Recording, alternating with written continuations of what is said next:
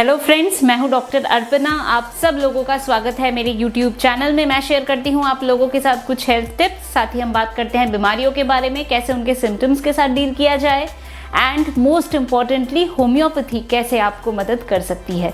तो दोस्तों, आज हम लोग बात करेंगे पीटीएसडी एंड होम्योपैथिक मेडिसिन के बारे में। पीटीएसडी यानी कि पोस्ट ट्रॉमेटिक स्ट्रेस डिसऑर्डर। तो पीटीएसडी क्या होता है और होम्योपैथी कैसे आपको मदद कर सकती है, इसी बारे में आज हम लोग बात करेंगे। तो चलिए, टॉपिक शुरू करने से पहले अगर आप लोगों ने मेरे चैनल को अभी तक नहीं सब्सक्राइब किया, चैनल को सब्सक्राइब करके बेल बटन को ज़रूर दबा दें ताकि आप अपडेटेड रहें with all the latest videos and with the timings of the live consultations. तो चलिए दोस्तों, शुरू करते हैं आज का टॉपिक पीटीएसडी।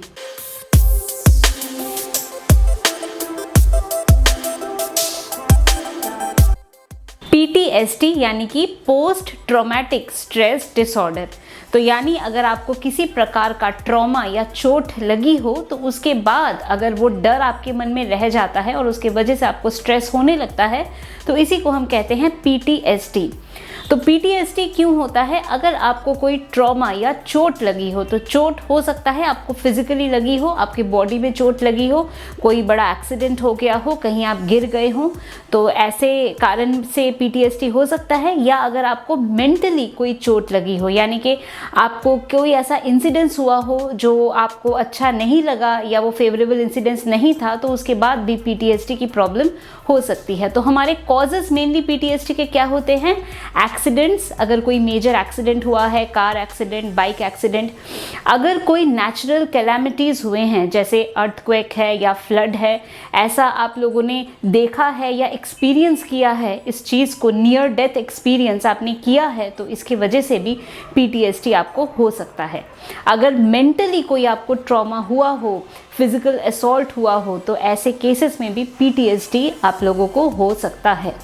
तो नॉर्मली क्या होता है, अगर ऐसा कोई भी स्ट्रेसफुल एनवायरनमेंट में हमारा एक्सपोजर होता है तो कुछ टाइम के लिए मन में वो डर रहता है और धीरे धीरे करके वो डर निकल भी जाता है। पर अगर वही डर नहीं निकले और वो कॉन्स्टेंटली बना रहे तो ये पीटीएसडी के लक्षण हो सकते हैं। दोस्तों, जो पीटीएसडी के सिम्टम्स है वो क्या क्या होते हैं? तो सिम्टम्स में हमें देखने को मिलता है कि अवॉइडेंस, यानी पेशेंट अवॉइड करता है सिचुएशंस को, जिस सिचुएशन में ऐसी प्रॉब्लम हुई ऐसे सिचुएशन को अवॉइड करता है। हाइपर अराउजल, यानी छोटी छोटी सी बात पे एकदम से चीखना, चिल्लाना, गुस्सा हो जाना। हाइपर विजिलेंट, यानी कि चौंक जाना, जैसे कुछ काम कर रहे हैं और सडनली डोरबेल बजा तो एकदम से चौंक गए, या किसी ने आवाज़ दी तो एकदम से चौंक गए, तो ऐसे हाइपर विजिलेंट हो जाना, ऐसा भी हमें देखने को मिल सकता है। नॉर्मली पीटीएसडी के जो पेशेंट्स होते हैं उनको बहुत छोटी छोटी सी बात पे गुस्सा आ जाता है, चीखने लगते हैं, चिल्लाने लगते हैं, और अपने एंगर को, उनको हर बात पे उनको एंगर या गुस्सा आता है और उसको फिर वो एक्सप्रेस करते रहते हैं अलग अलग फॉर्म में। एंड पीटीएसडी के जो पेशेंट है वो अवॉइडेंस की वजह से, यानी कि वो जो अपने आप को वो अवॉइड करते हैं ऐसे सिचुएशंस में जाना, तो अवॉइडेंस की वजह से ह्यूमिलिएशन फील होना, शर्म आना, शाई फील करना, अबेंडनमेंट की फीलिंग होना, यानी ऐसा लगना कि सब कुछ छोड़ छाड़ देना है, इस प्रकार के भी हमें सिम्टम्स देखने को मिल सकते हैं। तो दोस्तों, avoidance, hyper arousal, hyper vigilant, ये तीन सिम्टम हमें मेनली पीटीएसडी में देखने को मिलता है। पीटीएसडी के जो सिम्टम्स है, कभी कभी ऐसा लगता है जैसे कि एंग्जाइटी या डिप्रेशन की तरह वो लग रहा है, पर हम फर्दर अगर इसको इवैल्यूएट करते हैं तो फिर पता चलता है कि ये एक्चुअली में पीटीएसडी के वजह से पेशेंट को हो रहा है। तो अगर पीटीएसडी है तो इसमें कौन सी होम्योपैथिक मेडिसिन हम यूज़ कर सकते हैं? तो दोस्तों, होम्योपैथिक मेडिसिन बताने से पहले मैं आप लोगों को ये बात ज़रूर बताना चाहूँगी कि पीटीएसडी या किसी भी तरह की अगर कोई भी प्रॉब्लम है तो फैमिली का सपोर्ट बहुत ज़्यादा इम्पॉर्टेंट होता है, और ख़ास तौर से पेरेंट्स को भी बच्चों के साथ एक रेपो होना चाहिए। बच्चों को इतना कॉन्फिडेंस होना चाहिए कि कभी भी उनको कुछ भी प्रॉब्लम हो तो वो एंग्जाइटी, डिप्रेशन या पीटीएसडी में कन्वर्ट नहीं हो, बट पेरेंट्स के साथ इतना अच्छा बॉन्डिंग हो कि वो अपनी बातें एक्सप्रेस कर सके। कोई भी दिक्कत, कोई भी मुसीबत हो तो वो अपनी जो बात है दिल की वो बता सके और पेरेंट्स भी अकॉर्डिंगली बच्चे को सपोर्ट करें। ये एक बहुत इम्पॉर्टेंट पार्ट है जो हमें ज़रूर ध्यान रखना चाहिए। कभी कभी क्या होता है कि जो PTSD के पेशेंट्स होते हैं वो सब्सटेंस अब्यूज़ करने लगते हैं, यानी कि ये जो ट्रॉमा उनको हुआ है उससे निकलने के लिए अल्कोहल लेने लगते हैं, बहुत ज़्यादा अल्कोहल लेने लगते हैं, शराब पीने लगते हैं, अल्कोहलिक हो जाते हैं। तो सब्सटेंस अब्यूज़ भी हमें मिल सकता है PTSD में।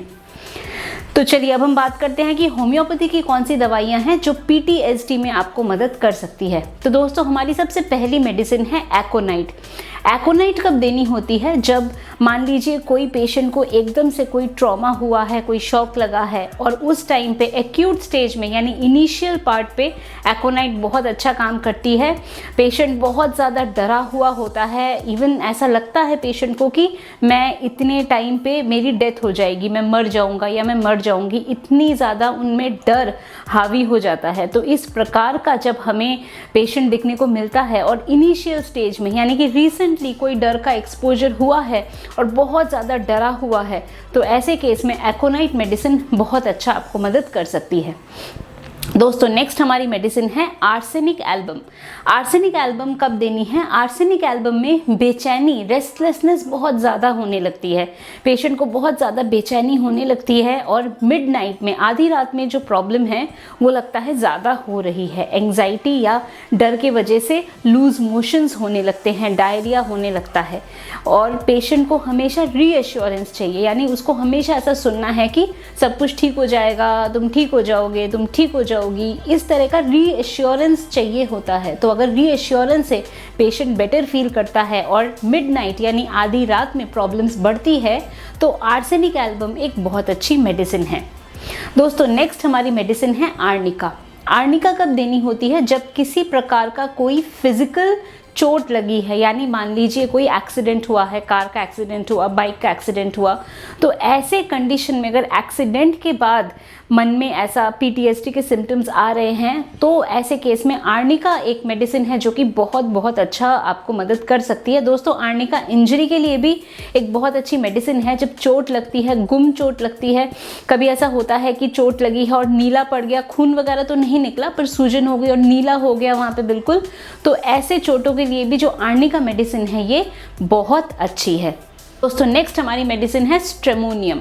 स्ट्रेमोनियम में हम क्या देखते हैं कि बहुत ज़्यादा मन में डर होता है, फियर होता है बहुत ज़्यादा और उसके साथ साथ वॉयलेंस, यानी कि पेशेंट बहुत ज़्यादा चिड़चिड़ा हो जाता है, गुस्सा आता है, हर छोटी छोटी बात पे चिल्लाने लगता है, चीखने लगता है। इस प्रकार के अगर सिम्टम्स हो और रात को सोते हुए डर से उठ जाए, नाइटमेयर आए, बुरे सपने आए, तो ऐसे में जो स्ट्रेमोनियम मेडिसिन है ये बहुत अच्छा काम करती है। स्ट्रेमोनियम में हम देखते हैं कि अंधेरे से भी डर लगता है, एनिमल से डर लगता है, कुत्ते से डर लगता है, इस प्रकार का डर और अगर वॉयलेंस हो तो स्ट्रेमोनियम मेडिसिन बहुत अच्छा आपको मदद कर सकती है।